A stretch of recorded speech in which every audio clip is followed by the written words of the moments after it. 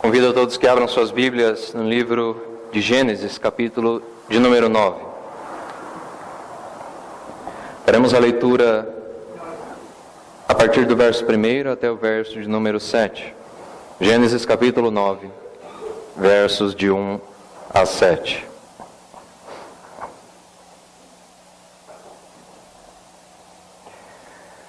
Nos diz assim a palavra do Senhor. Abençoou Deus a Noé e a seus filhos, e lhes disse: Sede fecundos, multiplicai-vos e enchei a terra. Pavor e medo de vós virão sobre todos os animais da terra, e sobre todas as aves dos céus. Tudo que se move sobre a terra e todos os peixes do mar, nas vossas mãos serão entregues. Tudo o que se move vive ser-vos-á para alimento.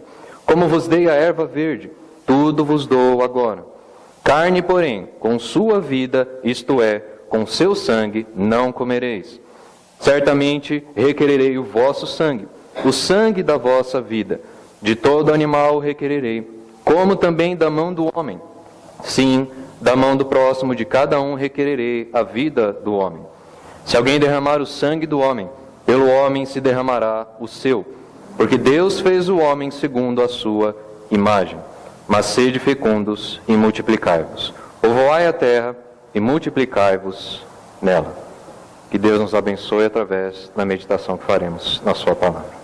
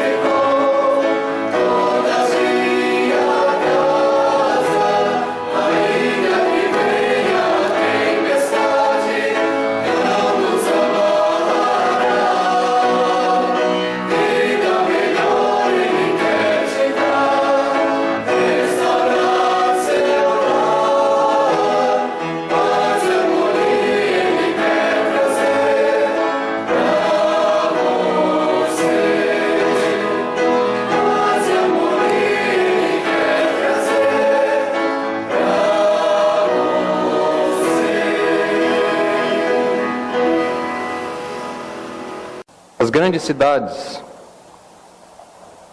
uma das quais a grande São Paulo, cidade que se encontra muito próxima de nós, bem como também a cidade na qual estamos agora, cidade de Guarulhos, com todos os seus prédios, com toda a sua estrutura, com toda a sua qualidade de vida. As grandes cidades são colunas, de fato, do desenvolvimento tecnológico, social, cultural, científico da humanidade.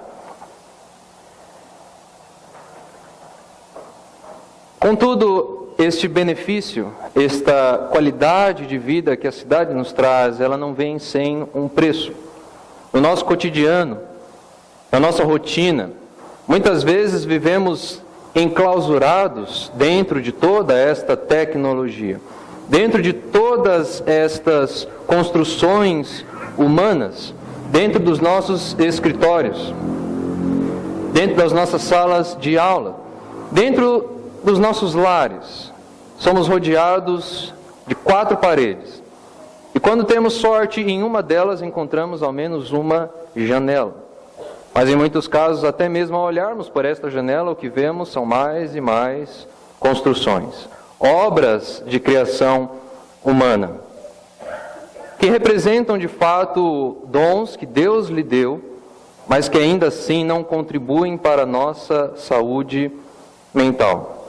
Estou dizendo isto porque quero ressaltar a importância de algo que dentro das cidades tem sido cada vez mais e mais negligenciado, que é a natureza criada por Deus. A natureza foi criada como uma bênção dada ao homem para que dela ele desfrute, para que por meio dela ele reconheça a soberania de Deus, a graça de Deus, o poder criador de Deus sobre todas as coisas e a autoridade de Deus sobre a sua vida. Isso deve motivá-lo a servir ao seu propósito de administrador de todas estas coisas. Não é à toa que a nossa geração ela tem sofrido mais do que qualquer outra do passado de grande depressão, de desmotivação, de tristeza, de amargura, de falta da vontade de viver, porque não temos estado em conexão com Deus por meio da sua natureza. Na Bíblia temos diversos exemplos do contexto da época de Cristo, do contexto da época do povo de Israel, que precisamos muitas vezes contextualizar para a nossa realidade. Mas como é triste observarmos exemplos que ainda deveriam fazer parte do nosso contexto atual, mas que muitas vezes não fazem. Gostaria de citar como exemplo o texto de Lucas capítulo 12.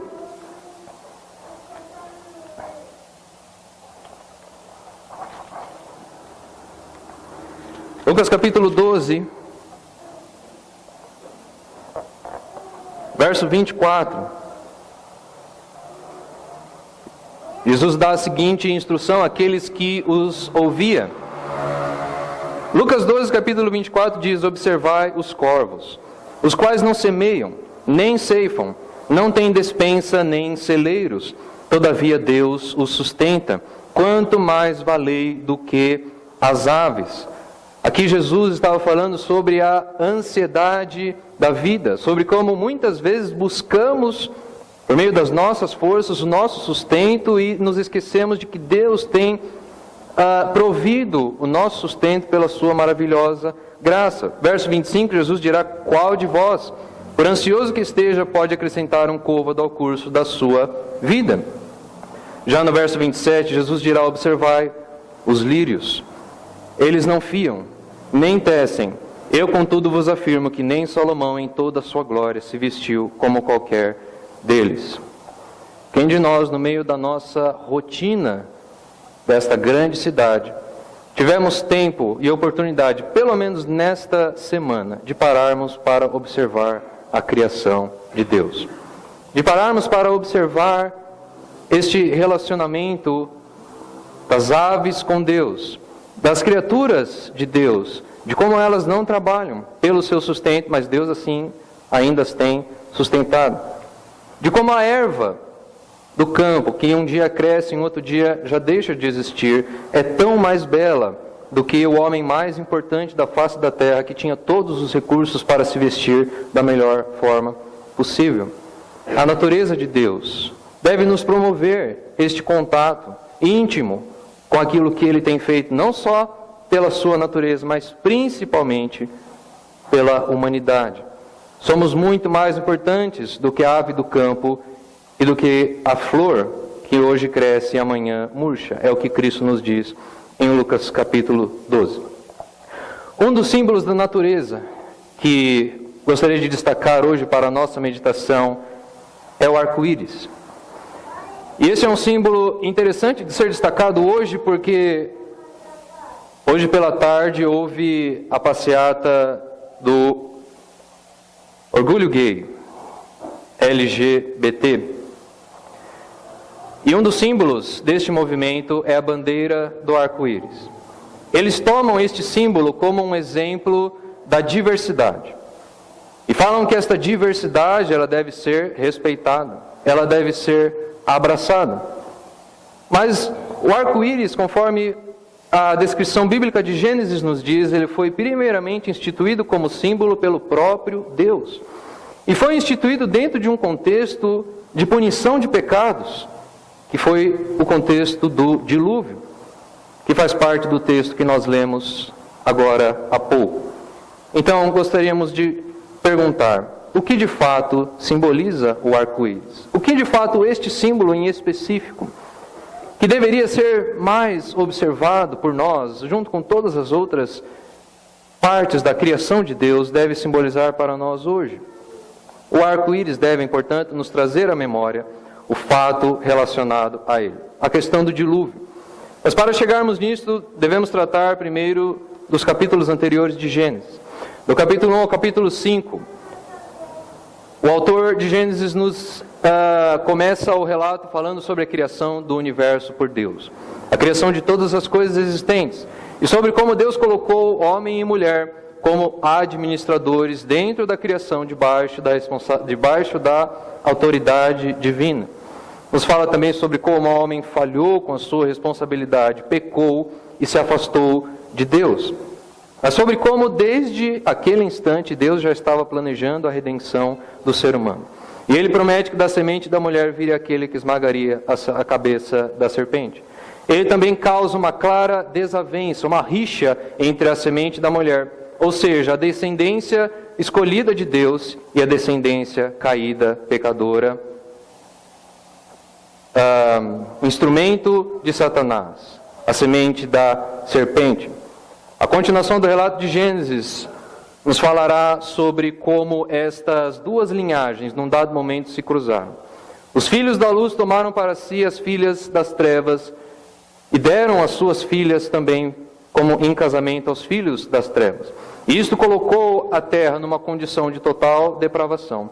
De maneira que, ainda no texto de Gênesis, o autor estabelece uma genealogia. Ele fala sobre vários nomes: Enoque, Matusalém, pessoas que ainda estavam sendo usadas por Deus debaixo do seu propósito de promessa de redenção, de preservar para si uma linhagem da qual viria aquele que perdoaria todos, que seria o meio pelo qual Deus perdoaria todos os nossos pecados, cuja descendência chegou, portanto, até Noé. E o texto nos diz que Noé achou graça diante de Deus. Gênesis, portanto, capítulo 6 até o capítulo 8, nos trará o relato do dilúvio, de como Deus quis condenar a humanidade da época de Noé por causa do seu pecado, mas também quis preservá-lo. E há um casal de cada animal dentro da arca, e foi de fato isto que ele fez. Logo depois que Noé e toda a sua família e todos os animais saíram da arca, ele cultua a Deus. Ele oferece a Deus sacrifício. E o texto nos diz que este sacrifício subiu como aroma agradável a Deus. No capítulo 8 de Gênesis, versos 20 até 22, nos dizem assim: Levantou Noé um altar ao Senhor e, tomando de animais limpos e de aves limpas, ofereceu holocaustos sobre o altar. E o Senhor aspirou o suave cheiro e disse consigo mesmo: Não tornarei a amaldiçoar a terra por causa do homem, porque é mau o desígnio íntimo do homem desde a sua mocidade. Nem tornarei a ferir todo vivente como fiz. Enquanto durar a terra, não deixará de haver sementeira e ceifa, frio e calor, verão e inverno, dia e noite. É interessante destacarmos o verso de número 21, quando Deus diz: Não tornarei a amaldiçoar a terra por causa do homem, porque é mau o desígnio íntimo do homem desde a sua mocidade. Em Gênesis capítulo 6, verso de número 5, uma página anterior da nossa Bíblia, também nos é dito o seguinte: Viu o Senhor que a maldade do homem se havia multiplicado na terra e que era continuamente mau todo desígnio do seu coração. A mesma motivação que levou Deus a purgar a terra com o dilúvio, a condenar o pecado da humanidade desta forma, foi aqui levantada por Deus novamente, usado mais uma vez como motivo, só que agora para dizer que Deus não mais condenaria toda a humanidade desta forma. Com isto podemos perceber que o dilúvio, na verdade, não resolveu o problema do pecado. Noé, logo depois, no texto nos mostrará, se embebedou, se embriagou, perdeu o controle sobre si mesmo. E muitos pastores que já comentaram a respeito deste texto deixam claro que não havia mais nenhuma influência de pecado em volta de Noé. Antes, Noé estava no meio de uma geração pecadora e pela graça de Deus se manteve fiel. Agora Noé estava sozinho, apenas com sua família. E neste contexto ele falha e ele peca. A condição pecaminosa do ser humano não havia mudado de forma alguma. Então, por que foi que Deus quis enviar o dilúvio para a terra desta forma? Podemos destacar dois motivos. O primeiro deles é Deus, pela sua soberania, quis usar de sua prerrogativa de culpar, de condenar o pecador por meio da morte, a qual ele já havia estabelecido com Adão e Eva. Se comeres do fruto da árvore do conhecimento do bem e do mal, certamente morrereis. E embora Adão e Eva não tenham morrido fisicamente ali naquele instante, morreram espiritualmente. Perderam o seu convívio com Deus. E então, Deus quis usar da sua prerrogativa justa de condenar a humanidade desta forma, com a morte, por causa dos seus pecados, ainda que preservando, no meio de todos eles, uma só família. O segundo motivo é porque Deus queria deixar claro, de uma forma didática, não apenas a Noé, mas a toda a sua geração futura e a nós hoje, que o salário do pecado é a morte, que o pecado traz condenação e que, por meio desta condenação, Deus deixa claro que no futuro haverá ainda uma condenação eficaz, uma condenação eterna, uma condenação que extirpará de vez todo o pecado da face da terra. Mas não será novamente desta forma. O texto que lemos, Gênesis 9, versículos 1 a 7, nos falam sobre os princípios estabelecidos por Deus para que, de fato, não houvesse a necessidade de, mais uma vez, Deus enviar o dilúvio para a terra. De que não houvesse forma pela qual a humanidade novamente se encontrasse no estado de depravação tão grande que Deus precisasse os afligir novamente da forma que o fez. Deus prometeu não mais condenar a terra pelo dilúvio, mas ainda assim ele precisava tomar providências para que este pecado, inerte no ser humano, não tomasse novamente as mesmas proporções da época de Noé. E então, a partir do versículo 1, gostaríamos de meditar a respeito daquilo que Deus realizou, dos princípios que Deus estabeleceu por meio da sua palavra, a fim de que nós estivéssemos hoje aqui presentes, vivos, preservados por meio da graça, da misericórdia e da benevolência de Deus. Primeiramente, o verso de número 1 de Gênesis 9 nos diz: abençoou Deus a Noé e a seus filhos e lhes disse: sede fecundos, multiplicai-vos e enchei a terra. Esta é a mesma bênção unida a uma ordem, uma ordenança abençoadora, que Deus deu ao primeiro casal no Gênesis, capítulo 1, quando diz também: sede fecundos, multiplicai-vos, enchei a terra, sujeitai-a, dominai sobre ela. E aquele era o pacto da criação, o primeiro pacto estabelecido por Deus, o pacto que Adão e Eva quebraram e falharam no seu compromisso com Deus. Mas aqui, debaixo do novo pacto, do pacto da redenção, do pacto onde Deus trabalha para a restauração do relacionamento do homem e da mulher com Ele, da família de Deus consigo, Ele novamente estipula a mesma ordenança e a mesma bênção: sede fecundos, multiplicai-vos e enchei a terra.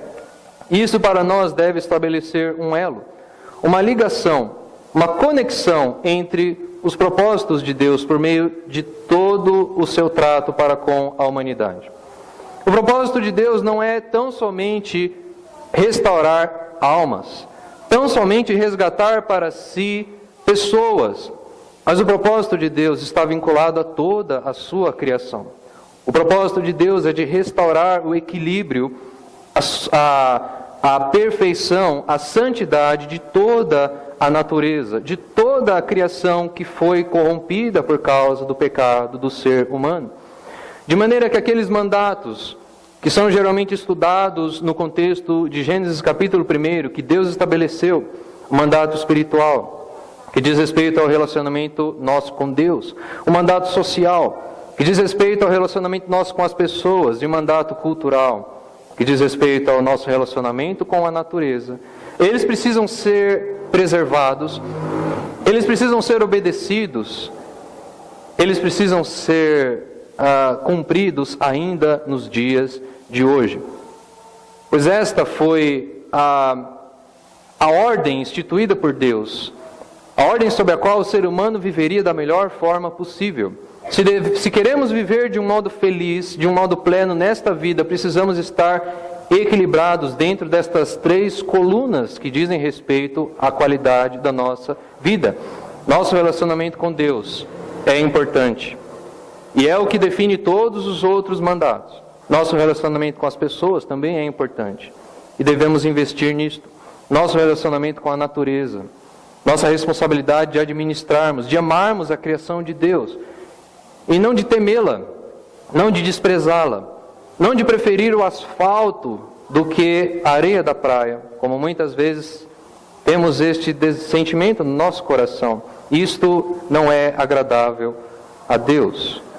E é isto que causa a nossa depressão. A depressão de diversas pessoas que têm se afastado das suas responsabilidades.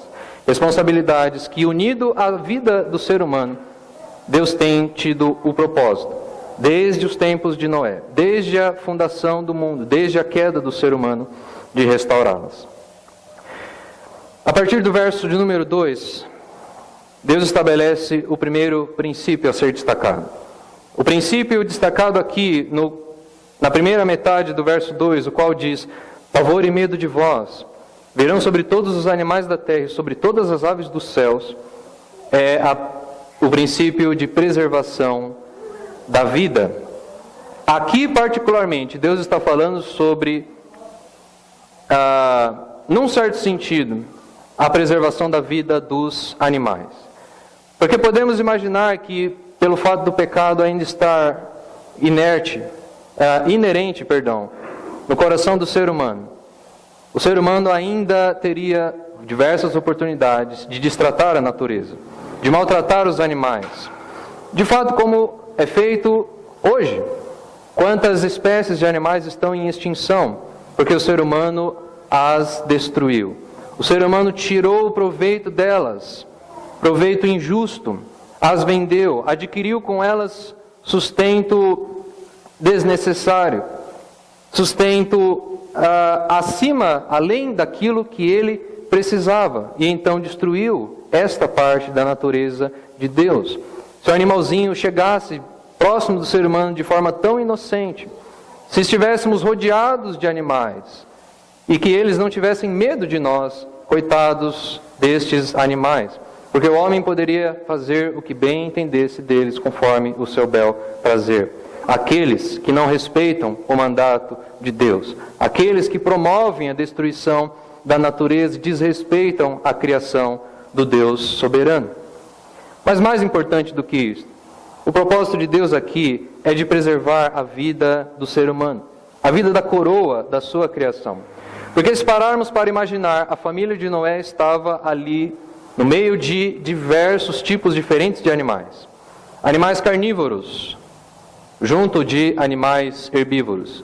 E pela graça de Deus, por uma ação miraculosa, esses animais conviveram de forma equilibrada e pacífica dentro da arca. Mas agora, por causa da consequência do pecado, este equilíbrio seria corrompido. E os animais que antes viviam de modo pacífico no Éden, agora vivem dentro de uma cadeia alimentar, onde o mais forte se alimenta do mais fraco.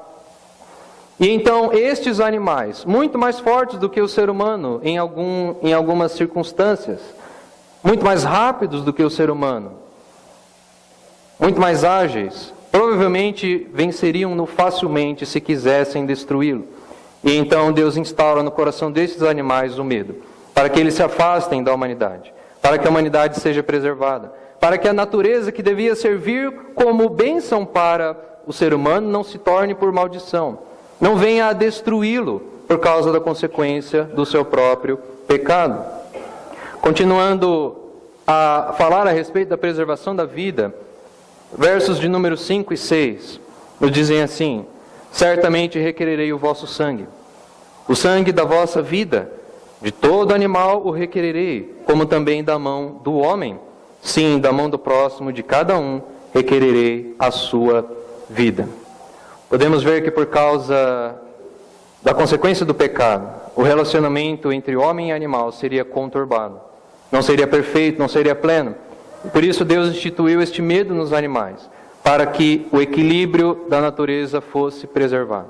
Mas mais do que isso, o relacionamento entre seres humanos também continuaria sendo tão conturbado quanto foi na época anterior a Noé.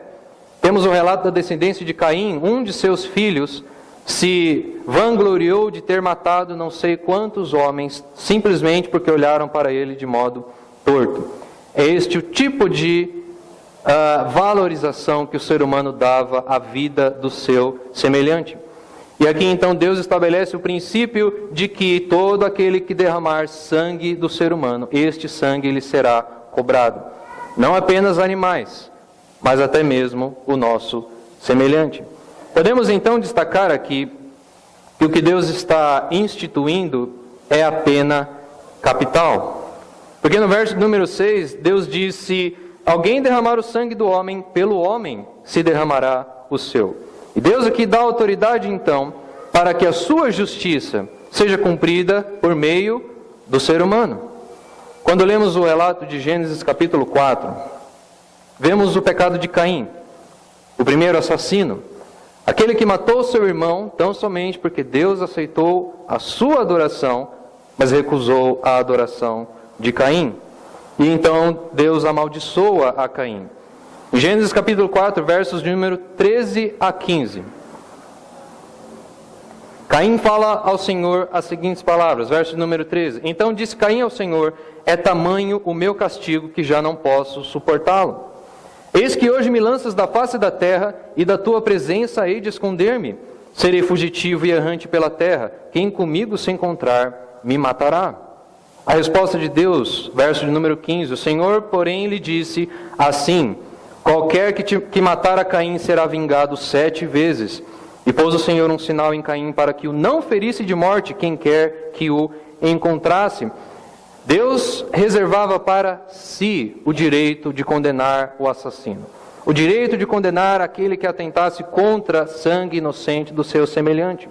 A partir da aliança feita com Noé, porém, Deus aqui estabelece a autoridade humana, como uma forma de, mais uma vez, destacando, manter o equilíbrio dos relacionamentos entre seres humanos, para que não mais fosse necessário que Deus afligisse a terra pelo dilúvio. Falando sobre a pena capital, que é um tema bastante sensível para nós hoje, a pena de morte, aquilo que define que aquele que matar ao semelhante deve pagar com a própria vida. Paulo, em Romanos capítulo 13,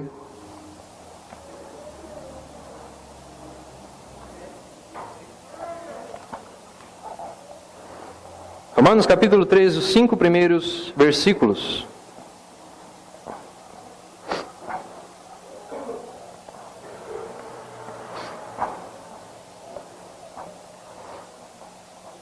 Romanos capítulo 13, versos de 1 a 5, nos dizem assim, Paulo falando à igreja: todo homem esteja sujeito às autoridades superiores, porque não há autoridade que não proceda de Deus, e as autoridades que existem foram por ele instituídas.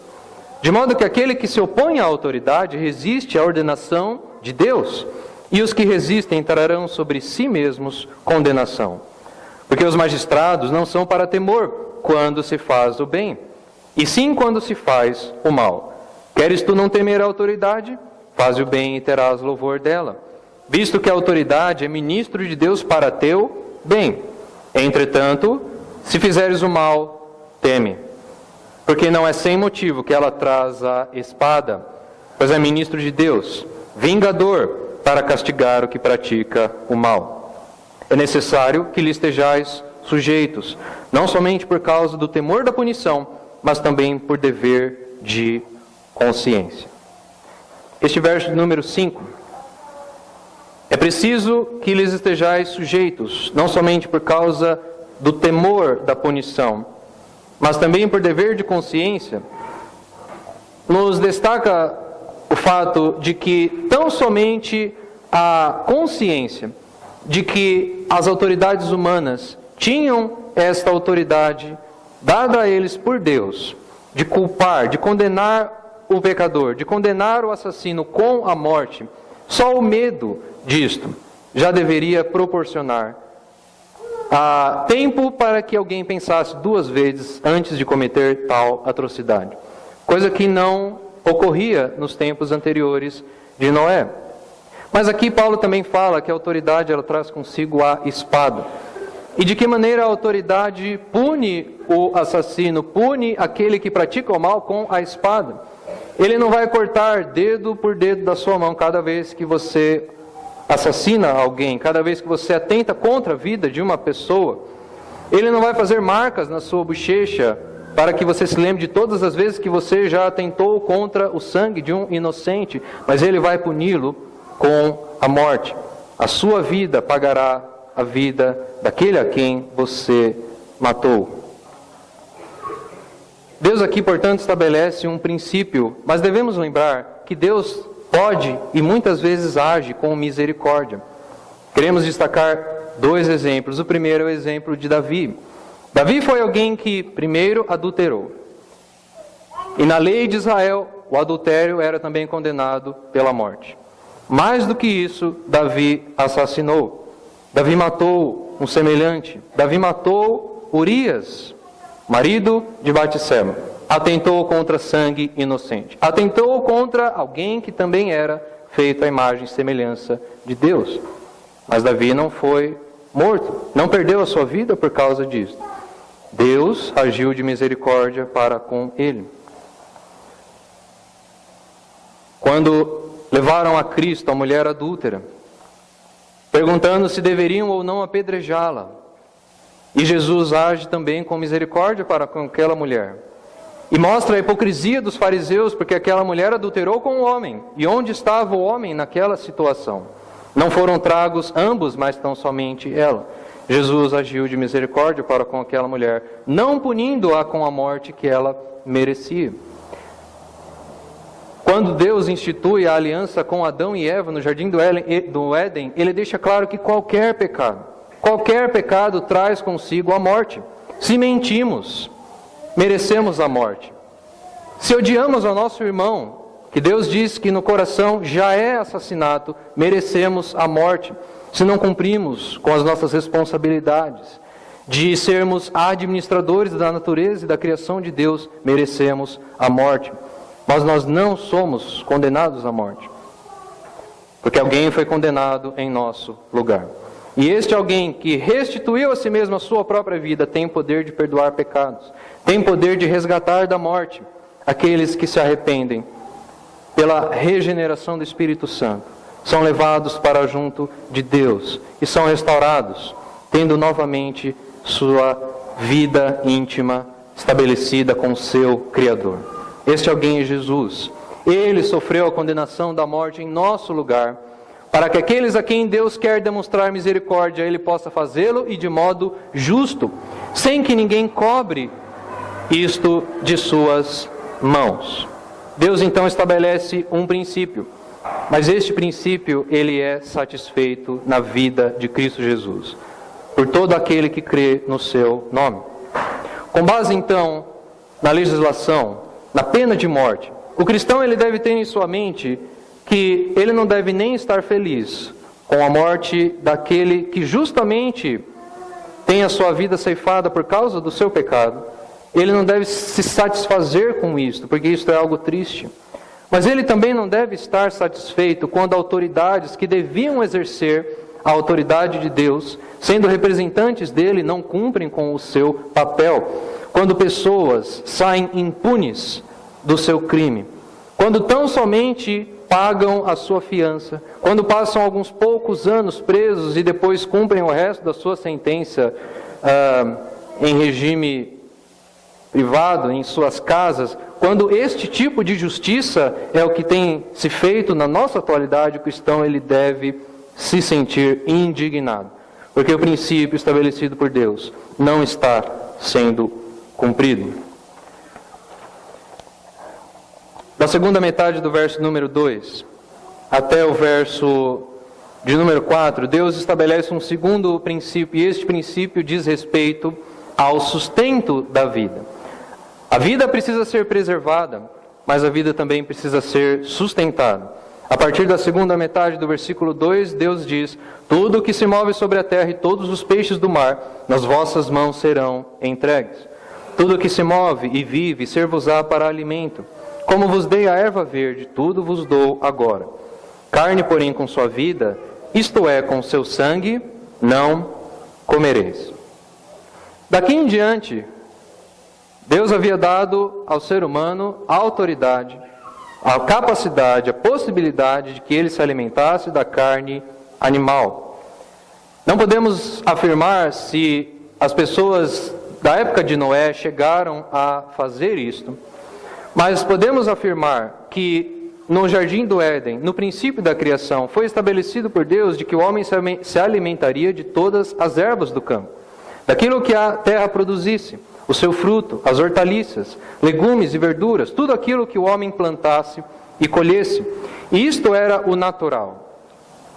Então podemos imaginar que a geração de Noé, por mais pecadora que fosse, não havia nem cogitado a possibilidade de se alimentar de carne, porque isso não era natural do ser humano.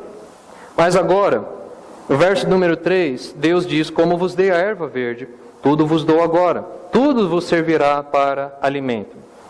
O estudioso bíblico Matthew Henry, falando sobre este texto, ele destaca que uma das possibilidades para Deus ter feito isso foi que provavelmente as águas do dilúvio purgaram da terra a sua vitalidade original, a sua capacidade original de conceder frutos bons, frutos abundantes e frutos satisfatórios. As terras, portanto, após-diluvianas eram terras menos férteis, eram terras cujos frutos eram menos palatosos, acho que é esta a palavra, frutos que satisfaziam menos ao ser humano e frutos que o nutriam também menos. Então, como sustento da vida, Deus permitiu que também da carne de animais, da proteína de animais, daquilo que os animais extraíam também da erva do campo, o ser humano se alimentasse. Contudo, no verso número 4, Deus deixa claro que a carne com a sua vida, isto é, com seu sangue, não comereis. Carne com sangue é carne crua. E a carne crua é uma carne insalubre, é uma carne que não promove o sustento da vida, mas a destrói. É uma carne que faz mal ao corpo. E, portanto, com isso, Deus está privando o ser humano de que aquilo que devia servir para o seu bem, na verdade, torne-se contra ele. E, além disso, ele está estabelecendo outros princípios, como, por exemplo, o princípio de que o ser humano não pode ser um carnívoro devorador. Ele não pode ser alguém que se engorde com a carne de animais e destrua a natureza comendo para seu sustento. Mas que ele deve ser alguém que, com muita paciência, respeito, admiração pela criação de Deus, ele deve preparar o seu alimento. Ele deve reconhecer a graça de Deus. Ele deve reconhecer o seu pecado que levou aquele animal a sofrer para que ele fosse preservado para a glória de Deus.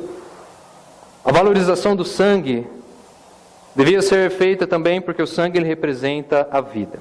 E como já vimos, o princípio de preservação da vida foi estabelecido logo antes.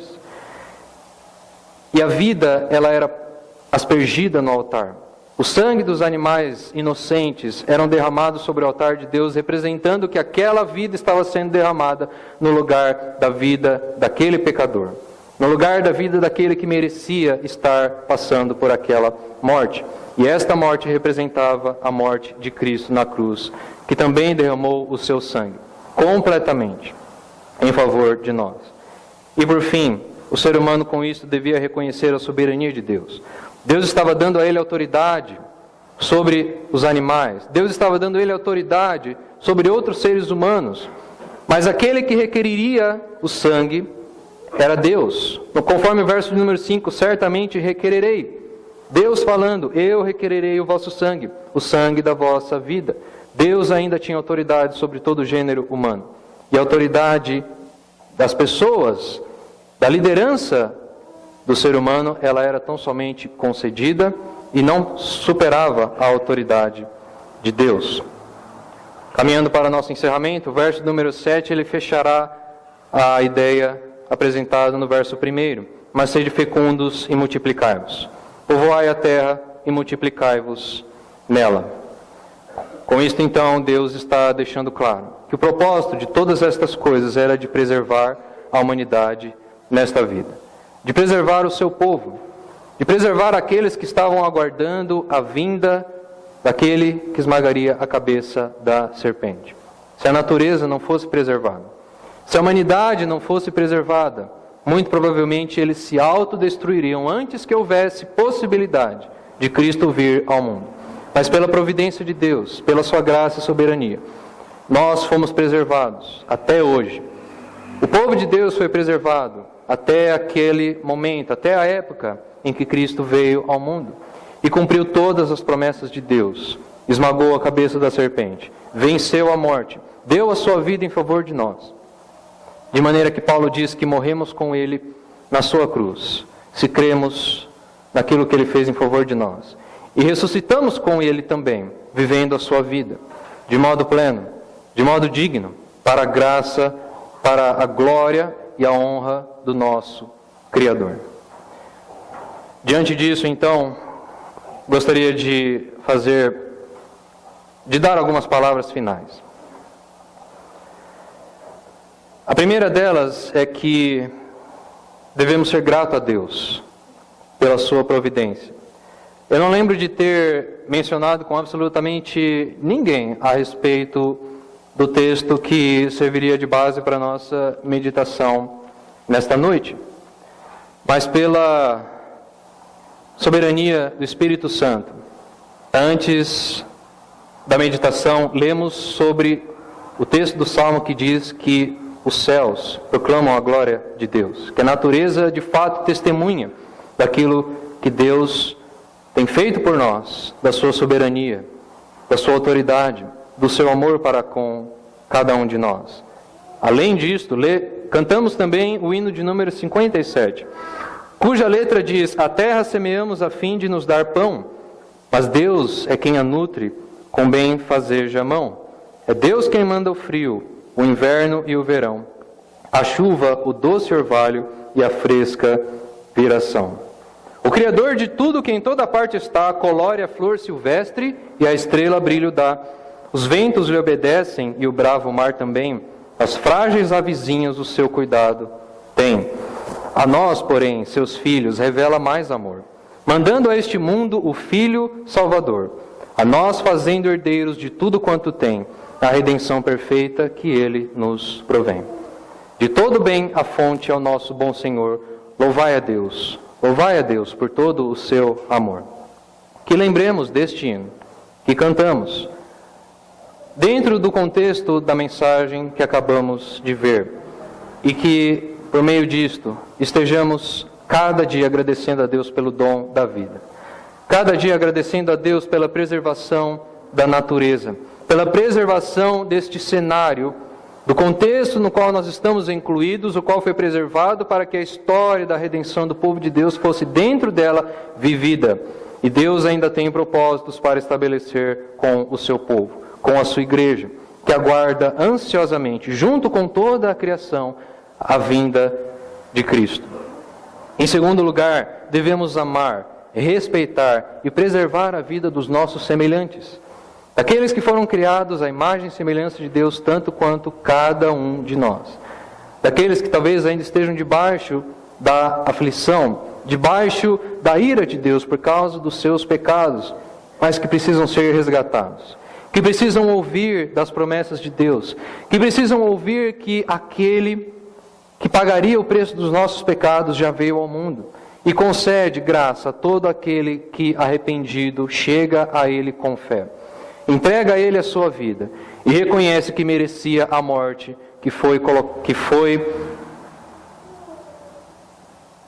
com a qual foi Cristo afligido. E então devemos amar e respeitar aqueles que estão debaixo da mesma condição, da graça, que cada um de nós não merecemos, mas que ainda assim Deus tem nos concedido. E por último, devemos reconhecer que o juízo de Deus, representado pelo dilúvio, ele ainda virá. Se esses princípios não tivessem sido estabelecidos por Deus, precisaríamos de muita água, porque cada vez que a humanidade se corrompesse a ponto de estar igual à situação da geração de Noé, Deus teria que enviar outro dilúvio. Mas pela providência divina, desta forma, Deus não mais destruiu a humanidade. Contudo, vemos cada vez mais as autoridades respeitando menos e menos o seu propósito nesta terra. Vimos os seres humanos cada vez mais e mais desprezando a vida de pessoas inocentes, desprezando a vida dos seus semelhantes. Vemos cada vez mais e mais o ser humano destruindo a natureza de Deus, o que nos aponta para o fato de que o juízo de Deus está muito próximo e se aproxima cada vez mais. A Bíblia nos fala que se estes dias não fossem reduzidos, até mesmo os eleitos se perderiam. O que dá a impressão de que Cristo virá de fato, mas Ele virá no último momento. Ele virá naquele momento em que o que passar disso provavelmente destruiria até mesmo a própria igreja. Até mesmo aqueles que estão sendo preservados pela graça de Deus. Então a igreja pode esperar que as coisas talvez ainda piorem muito. Mas isso deve nos lembrar de que o juízo de Deus está próximo. De que devemos então atentar para as nossas vidas e o que temos feito delas. E de que devemos então conscientizar pessoas a respeito destas coisas. E de levá-las a entender que a vida delas não pertence a elas, mas pertence ao Deus Criador. E Ele cobrará de cada um de nós aquilo que fizemos e deixamos de fazer nesta vida. Que a graça, o sustento, a preservação do Deus Criador esteja sobre cada uma das nossas vidas. Que Ele assim continue nos abençoando, suprindo as famílias da sua igreja de todas as suas necessidades, promovendo a salvação, a vida de Cristo no meio do seu povo, a unidade, o amor fraterno e o reconhecimento de que só Ele é soberano. Amém. Glória